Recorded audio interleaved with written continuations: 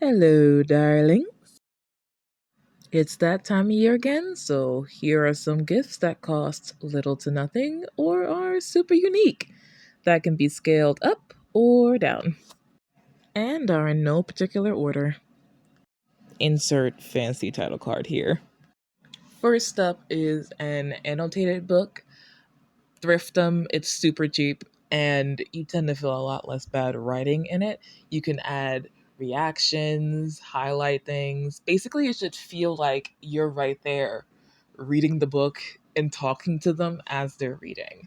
Now, if you have an author for a friend, like I happen to, you can get their book and do it with their book once it comes out. Now, my darling has a book called A Viper Among Kings. It's the book in the center of the pictures that I put that comes out next year. So check it out and get it in your library if you know what's good for you. This is a threat. They're amazing. Support. Anyway, next. Number two are DIY art kits. Now, this is basically free if you are like myself and have a collection of art supplies that you do not get through in a timely manner. Um, I suggest drawing kits, painting kits, embroidery. Literally, if you have the supplies in excess in your home, use it. And if not, thrift stores are once again your best friend. And if not the thrift store, if you plan ahead and go to the back to school sales after back to school, another round of amazing prices for materials that you can use. Um, and if you must buy these things new, go to your local art store, local owned art store. They tend to be cheaper. Some places have secondhand art supplies. Like for me, my closest secondhand art store is Be More Scraps. Tends to be a lot cheaper and way more unique. Some ideas are building your own DIY painting kits, DIY embroidery kits, DIY cross stitch, knitting if you have extra knitting supplies, drawing sets. All you really need for those is paper and pencils, etc., etc. Number three is embroidery. With this one, there's a few ways you can do it. The first one is you can like give them a little card and be like, "Hey, give me a piece of your clothes that you want me to embroider, and I'll embroider it." All you really need is an embroidery hoop, an embroidery needle, and some thread, and you're good to go. All of these things are things you can find secondhand on Mercari for pretty cheap. You can find it at used craft stores. You can find them at your local fabric stores, local craft stores, and whatnot. It's not actually a lot of material that you would need, and they're all pretty cheap, if not free, if you're willing to search through Facebook Marketplace or something.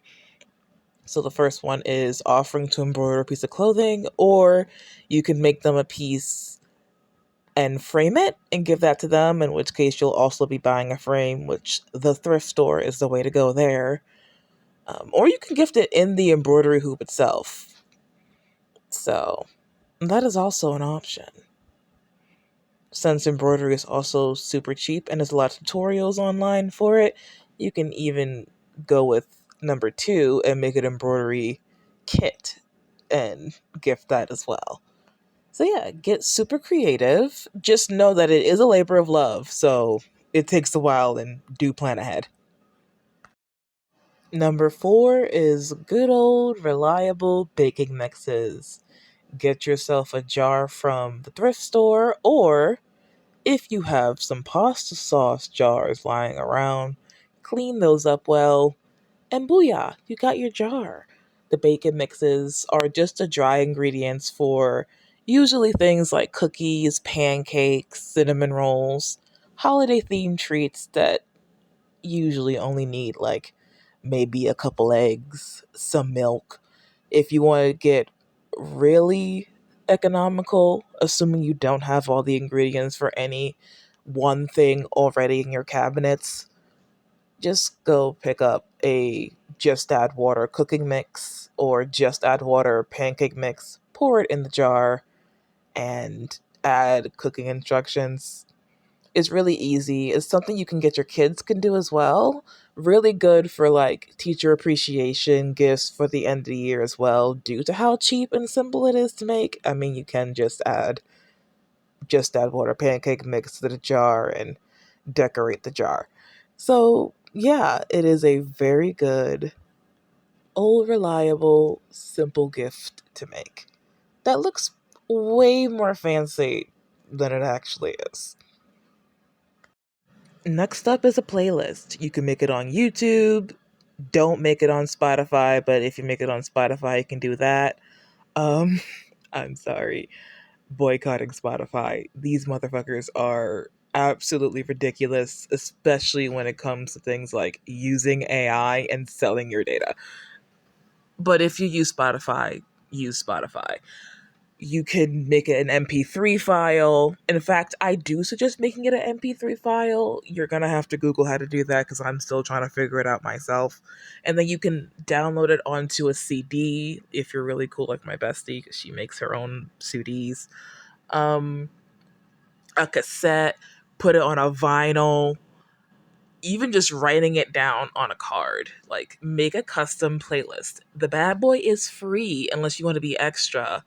And who doesn't like a custom playlist? It is super retro, romantic, sweet, cute, something you can have your kids join in with as well. Like 10/10, I do recommend making someone a playlist. Number 6 is customizing a plushie. Now, I'm not telling you to make a plushie.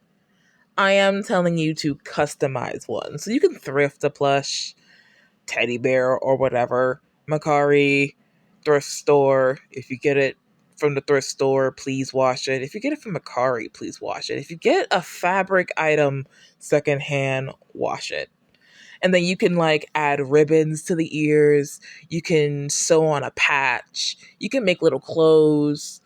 If you really do want to make a plushie from scratch, those little keychains that I made an example of are typically just two pieces of fabric sewn together, so it's really beginner friendly if you want to make a whole thing new. I don't suggest making a whole plushie if you've never sewn before, but the little 2D examples like I have on the right is pretty simple to do. But I do suggest just buying a fully made plushie and customizing it. Add lace, add buttons, switch out the eyes, etc., etc. It's super cute. Is really aesthetic if that's something really important to you. And it just adds that extra personal touch that I'm sure the person who you're going to give it to would appreciate. You can also add a little voice recording into a plushie. You would just cut open the back, shove it into the hand so that they can press the button to activate it, and then sew it back up. Food in a jar. Now, do not mistake this for the baking mix in a jar. This one is just food. So I'm talking your candy, cookies, chips, pretzels, popcorn mixes. This one can be completely free if you have a leftover pasta jar that you clean well, and you can use a heat gun to help get the sticky stuff off. Or you can keep the sticky stuff and use it to help stick on your label if you decide to make one. Um, and just put, like I said, candy. You can make a popcorn mix or a Chex mix and put that in there. Really good for coworkers, teachers, acquaintances, something where you need to make a lot in a short amount of time. Um, and since Halloween just ended, if you want to put candy in it, what you can do is get the discounted Halloween candy and take the wrappers off and put them in there. I'm telling you, think outside the box. It saves you money. Now, this one is a little niche. Will need a bit of a, skill. This isn't necessarily for novices and newbies. But if you have a friend who really likes historical things and or cosplays characters from like different eras, make them a historical pouch. A lot of them are a lot easier to make than you think. May or may not just be sharing what I'm gonna do for one of my friends. But yeah, no, a lot of these are a lot easier to make than you would think it is, and the shapes that you're cutting out are a lot easier. For example, the one all the way on the right, it really is just joining together a bunch of triangles with like a little um circle at one of the edges. Like, it is simpler than you think. But if you don't want to make a historical pouch, you can always thrift something and modify it, or look for like vintagey looking jewelry pieces and the like. But yeah, if you know me, then you knew this was going to be on the list.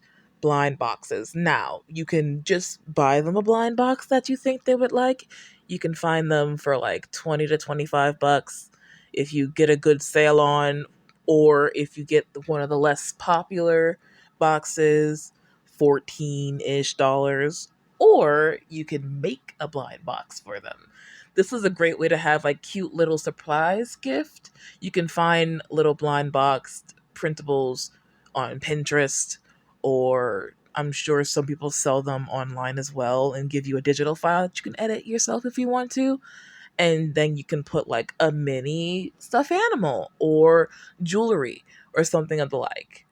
The world is your oyster when it comes to things that are customizable. I am very tempted to do a custom blind box for a vending thing that I'm doing. So you may or may not get a tutorial, but it isn't as difficult as you think it is. The hardest part for me will be finding something small enough to put in the boxes and finding materials sturdy enough to hold it, but not, you know, flimsy enough to show what's in it and or break. You already know who it is. Advent calendars. I adore making homemade advent calendars.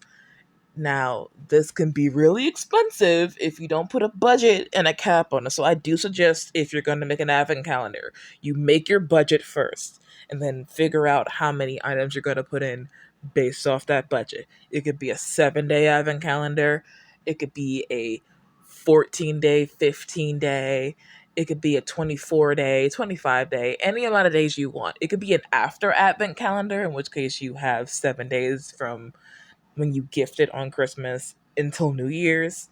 The world is your oyster with the amount of days, and the world is your oyster with what you put in it. It could be anything from beauty products. You can use an assortment of the previous ideas into this one advent calendar for one big advent calendar. You could do books, you can do toys, candy, recipes, tea, literally anything. And I'm going to give you a whole entire video on probably 20 probably 20 ideas on how to make your own DIY advent calendar. This entire month will be me giving you gift ideas every Saturday, probably. So yeah. Thank you guys for watching, and thank you, Lou Frank. You managed to push me over to get my first YouTube check. Bad bitch shit. That is going straight to my student loan, because I'm starting to look at PhD programs and it is looking a lot like I might have to go back and get my master's first. I'm going to try to finesse so I don't have to, but in having to switch my major last minute when I graduated, sorry, to make sure I graduate on time, I did switch my major out of what the field was that I was intending to get my PhD in. And your girl might have to go back to get the proper degree. And I'm hoping not. We're trying to finesse, but it's looking like school might continue to beat my whole entire ass financially. But on the bright side, I might be able to put my student loan payments on forbearance while in school. So we'll see. We'll see. Anyway, thanks again, my loves. Happy holidays, and mwah.